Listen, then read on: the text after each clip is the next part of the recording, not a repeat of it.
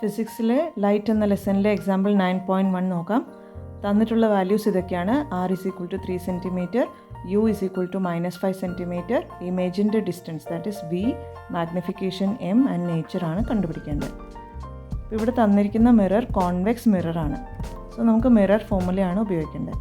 1/f = 1/v + 1/u. ഇവിടെ നമുക്ക് V ആണ് ആദ്യം കണ്ടുപിടിക്കാനുള്ളത്. സോ വിനെ മാത്രം മാറ്റി നിർത്തുമ്പോൾ 1/v = 1/f - 1/u. എഫിൻ്റെ വാല്യൂ നമുക്ക് അറിയില്ല. അപ്പോൾ നമ്മൾ എന്ത് ചെയ്യുക? റേഡിയസിൽ നിന്ന് നമുക്ക് എഫ് കണ്ടുപിടിക്കാം. അപ്പോൾ റേഡിയസ് 2f ആണ്. So f = r/2 that is 3/2 = 1.5 cm. ഇനി ആ വാല്യൂ ഇവിടെ സബ്സ്റ്റിറ്റ്യൂട്ട് ചെയ്യാം.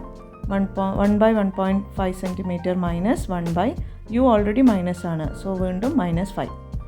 സോ 1/1.5 ഈ രണ്ട് മൈനസും ചേർന്ന് വീണ്ടും പ്ലസ് ആയി മാറും. സോ 1/5 + 1/5. ഇവിടെ നമുക്ക് ക്രോസ് മൾട്ടിപ്ലൈ ചെയ്യാം. 5 + 1.5 ഡിവൈഡഡ് ബൈ ഇത് രണ്ടും മൾട്ടിപ്ലൈ ചെയ്യുമ്പോൾ 7.5 = 6.5 ഡിവൈഡഡ് ബൈ 7.5. ഇത് 1/v അല്ലേ? So v = 7.5. ഇതിനെ റെസിപ്രോക്കേറ്റ് ചെയ്യണം. 7.5 divided by 6.5 that is equal to +1.15 cm. അപ്പോൾ നമുക്ക് വിയുടെ വാല്യൂ +1.15 cm എന്ന് കിട്ടി. ഇനി നമുക്ക് മാഗ്നിഫിക്കേഷൻ കണ്ടുപിടിക്കാം.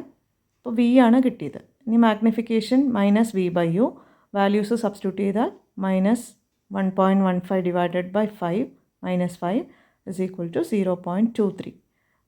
പോസിറ്റീവാണ് കിട്ടുന്നത്. മൈനസും മൈനസും ക്യാൻസൽ ചെയ്ത് പോകും. So m = 0.23. ആ വാല്യൂ <1 ആണ്. സോ മാഗ്നിഫിക്കേഷൻ്റെ വാല്യൂ <1 ആണെങ്കിൽ ഇമേജിൻ്റെ size will be object size. ഒബ്ജക്റ്റിൻ്റെ വലുപ്പത്തിനേക്കാൾ കുറവായിരിക്കും ഇമേജിൻ്റെ സൈസ്. സോ m പോസിറ്റീവാണ്.